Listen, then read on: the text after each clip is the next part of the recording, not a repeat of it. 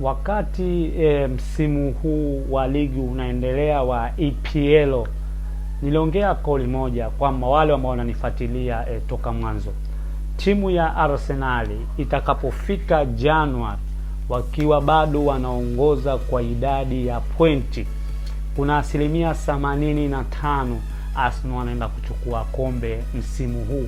Bwana, Arsenal siku ya jana walicheza dhidi ya Aston Villa ambayo niko very hot kwa sasa.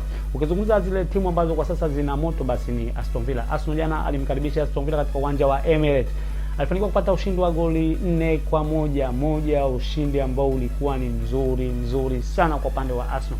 Naweza nikasema mashabiki na wachezaji wenyewe wa Arsenal siku ya jana wamefurahi kushinda maelezo, kutokana kwa mechi kwanza ilikuwa ngumu na ni mechi ambayo imesurprise wengi kwa sababu kutoa dozi ya goli 4-1 dhidi ya Aston Villa ambao kwa sasa ina moto sio kitu kidogo. Bwana, Arsenal katika msimamo yeye ana pointi 45, anayefuatia ni Manchester City akiwa na pointi 40, lakini kwa bado mchezo mmoja hajacheza, anaenda kucheza siku ya kesho.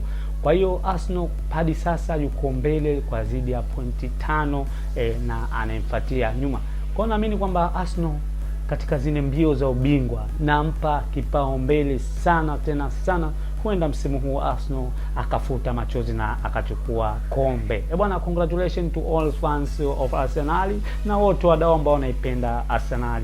Mimi binafsi na wakubali kwa namna yao, na pia naamini ni miongoni mwa timu ambazo msimu huu basi huenda ikachukua kombe, na wanastahili pia kuchukua kombe na kutokana na ubora wa wachezaji wao jinsi wanavyojituma. Bwana, hii ni HSM Sport na mimi ni